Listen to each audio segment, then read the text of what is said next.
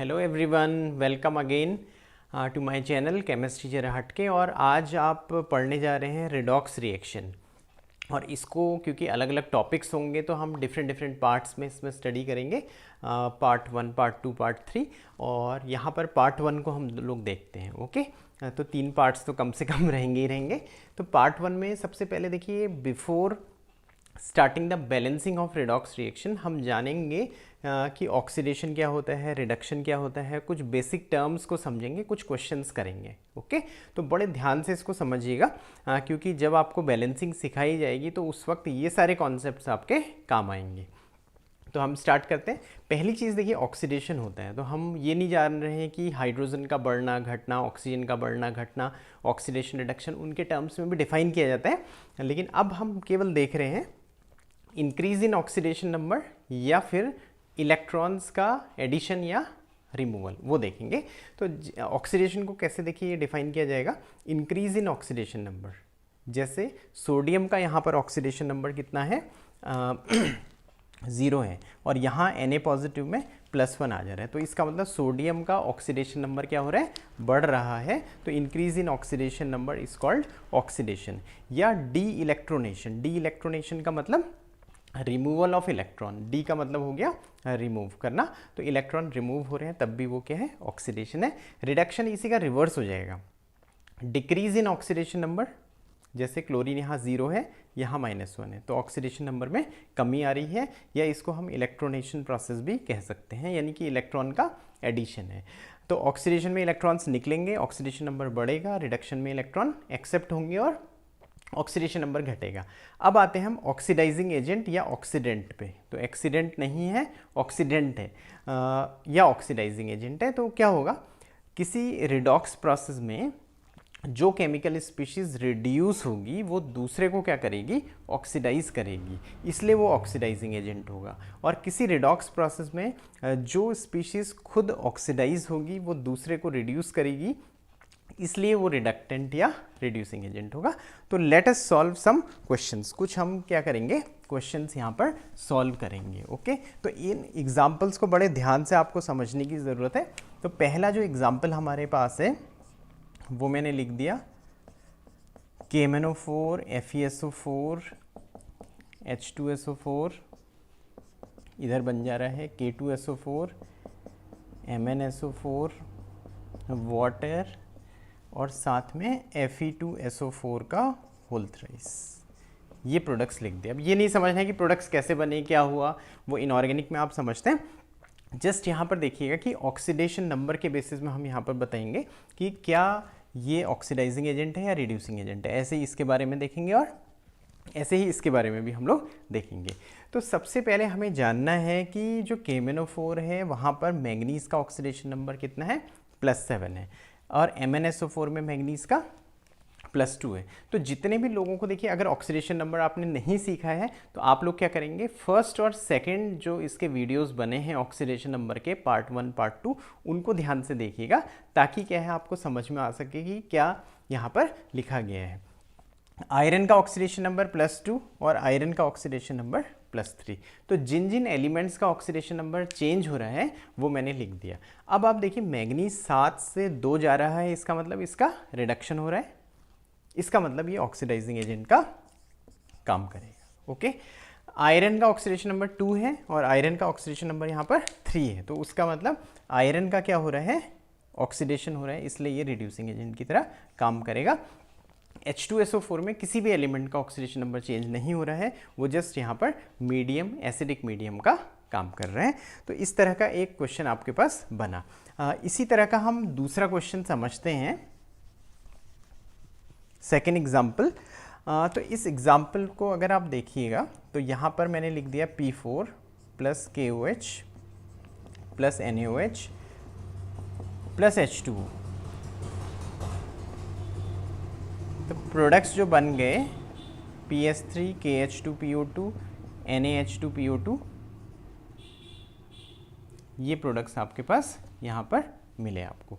अब हमें समझना है कि यहाँ पर P4 कैसे काम कर रहा है। तो हमें वही देखना है कि oxidation number 0, oxidation number -3, oxidation number +1।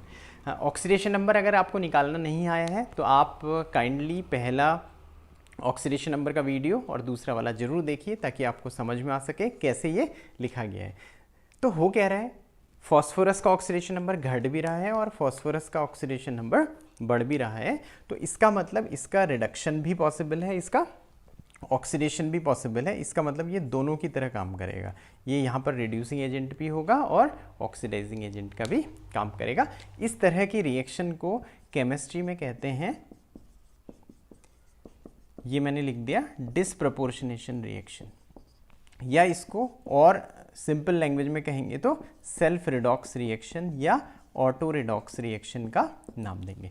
देखिए ऑटो सेल्फ तो समझ में आते हैं, लेकिन डिसप्रपोर्शनेशन आपको याद रखना पड़ेगा। कंपटीशन में कई बार क्वेश्चंस आ चुके हैं कि इनमें से कौन डिसप्रपोर्शनेशन का एग्जाम्पल है। तो ऐसा स्पीशीज जो रिड्यूस भी हो रही है और ऑक्सीडाइज भी हो रही है, उसी को आप, उस रिएक्शन को डिसप्रपोर्शनेशन रिएक्शन बोलते हैं। अब हम तीसरे एग्जाम्पल की तरफ मूव करते हैं जो थोड़ा सा डिफरेंट होगा पहले दो एग्जाम्पल्स के कंपैरिजन में। यहां पर लिखा है नाइट्रिक एसिड इज, ऑप्शंस 4 हैं आपके पास, reducing agent, oxidising agent, both और नन। ओके, अब हम समझेंगे कैसे इसको सॉल्व करना है। देखिए पिछले दो एग्जाम्पल तो ऐसे थे जहाँ पर क्या था, बिल्कुल भी मतलब रिएक्शन दे रखी थी आपको और वहीं से आपको पता करना था। यहाँ रिएक्शन भी नहीं है, जस्ट आपके पास क्या है, फॉर्मूला है। तो फॉर्मूले में आप नाइट्रोजन का क्या करेंगे, ऑक्सीडेशन नंबर निकालेंगे।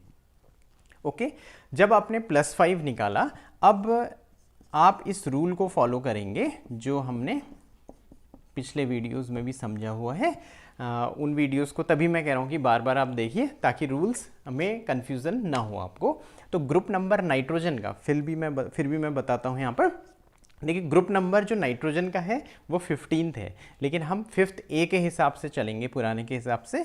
तो 5 - 8 से लेके 5, इसका मतलब -3 से +5 तक ही क्या होगा, ऑक्सीडेशन नंबर की रेंज होगी, किसकी, नाइट्रोजन की। तो नाइट्रोजन क्या है, अपनी हाईएस्ट ऑक्सीडेशन स्टेट में पहुंच चुका है। अब देखिए जब हाईएस्ट ऑक्सीडेशन स्टेट में आ गया है नाइट्रोजन, तो उसने क्या आना है, अब डाउन आना है, नीचे ही तो आएगा। अब जैसे कोई माउंट एवरेस्ट में चढ़ गया तो फिर क्या है, नीचे ही उसने आना है। तो +5 से जब नीचे आएगा, उसका मतलब उसका केवल क्या पॉसिबल है, रिडक्शन पॉसिबल है। और जब केवल उसका रिडक्शन पॉसिबल है तो वो केवल कैसा काम करेगा, ऑक्सीडाइजिंग एजेंट का काम करेगा, राइट। इसी तरह का हम एक एग्जांपल और देखते हैं। सपोज यहां नाइट्रिक एसिड को हटाकर हमने लिख दिया HI लिख दिया, ऑप्शन यही रहे। तो आप क्या करेंगे, आयोडीन का ऑक्सीडेशन नंबर -1 निकाला। इस रूल के हिसाब से 17th ग्रुप, 17th का मतलब 7th A हो गया, तो आपने ये लिख दिया, ठीक है। यानी -1 से +7 तक ऑक्सीडेशन नंबर की रेंज बनेगी, किसकी, आयोडीन की। तो आयोडीन अपनी लोएस्ट ऑक्सीडेशन स्टेट में है, तो उसका मतलब क्या हो गया है, इसने अब ऊपर ही जाना है, राइट, इससे नीचे तो नहीं हो सकता। इसका मतलब इसका केवल ऑक्सीडेशन पॉसिबल है, और अगर इसका केवल ऑक्सीडेशन पॉसिबल है तो जो HI है वो केवल और केवल कैसा काम करेगा, रिड्यूसिंग एजेंट की तरह काम करेगा। तो अभी तक हमने देखिए 4 एग्जाम्पल देखे। पहले 2 ऐसे देखे जहां रिएक्शन दे रखी थी आपको, और आपको क्या करना था, पता करना था कि कौन ऑक्सीडाइजिंग एजेंट है, कौन रिड्यूसिंग एजेंट है। बाकी 2 एग्जाम्पल हमने ऐसे देखे जहां आपको रिएक्शन नहीं दे रखी है, you just have been given the compound दिया था और आपको पता करना था। अगले 2 एग्जाम्पल देखिए बिल्कुल डिफरेंट होंगे, तो मैं लिख दे रहा हूं यहां पर, फिर समझेंगे। 2 moles of P2O5 accepts 16 moles of electrons to form new species Y.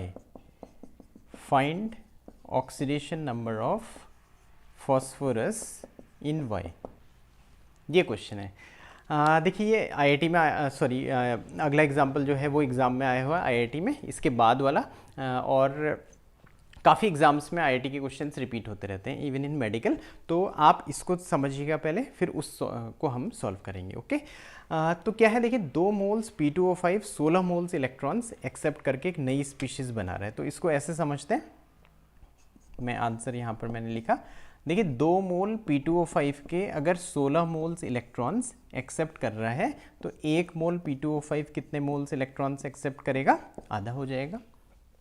अब इसको मैंने लिख दिया 2x plus 5 times -2 is equal to, अगर मैं 0 लिखूंगा तो वो फॉस्फोरस का ऑक्सीडेशन नंबर निकल के आएगा कहाँ, P2O5 में।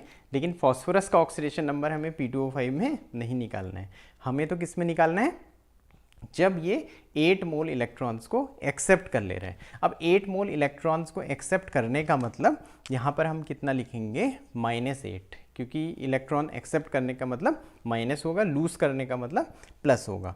तो 2x इज इक्वल टू कितना आ जाएगा, 2 आ जाएगा, तो x की वैल्यू 1 आ जाएगी। इसका मतलब फाइनल स्पीशीज में कितना हो जाएगा, 1 ऑक्सीडेशन नंबर फॉस्फोरस का हो जाना है। अब हम 6th एग्जाम्पल पे पहुंचते हैं, तो इसको बड़े ध्यान से देखिएगा। अगर आपने 5वां एग्जाम्पल समझा है तो इसको आप आराम से सॉल्व कर पाएंगे। क्वेश्चन ये है, 1 mole of hydrazine N2H4 loose कर रहा है 10 मोल्स ऑफ इलेक्ट्रॉन्स, और हमें क्या फाइंड करना है, ऑक्सीडेशन नंबर, किसका, नाइट्रोजन का, किसमें, इन न्यू स्पीशीज XYZ कुछ भी वो हो सकती है। तो इसको फिर से बिल्कुल देखिए, पिछले एग्जाम्पल को अगर आपने समझ लिया तो ये 10 सेकंड के अंदर आप आंसर निकाल सकते हैं। कैसे, मैं तो समझा रहा हूँ, टाइम लगेगा, लेकिन अगर आपने अंडरस्टैंडिंग बना ली है तो जल्दी से आप उसको कर सकते हैं। 2x plus 4 times plus 1 is equal to कितने मोल इलेक्ट्रॉन लूज किए, 10, लूज किए करने का मतलब +10 हो गया। तो 2x की वैल्यू 6 आ गई, x की वैल्यू +3 आ गई, ये इसका आंसर हो जाएगा। ओके, समझ में होपफुली आया होगा, नहीं आया होगा तो वीडियो रोक रोक के भी आप देख सकते हैं और समझ में ये आपको आएगा।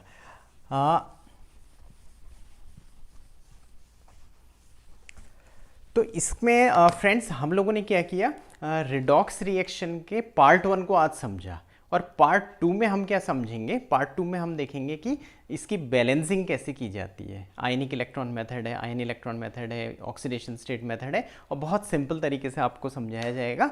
तो अगर आपने हमारे चैनल को अभी तक सब्सक्राइब नहीं किया है तो जल्दी से सब्सक्राइब करिए और प्रेस कर दीजिए बेल बटन को, ताकि क्या हो, आपके पास नोटिफिकेशन आ जाए और जैसे ही वीडियो हम अपलोड करेंगे तो आपके पास इन्फॉर्मेशन आ जाए। सो जल्दी मिलते हैं। Thank you so much, thank you.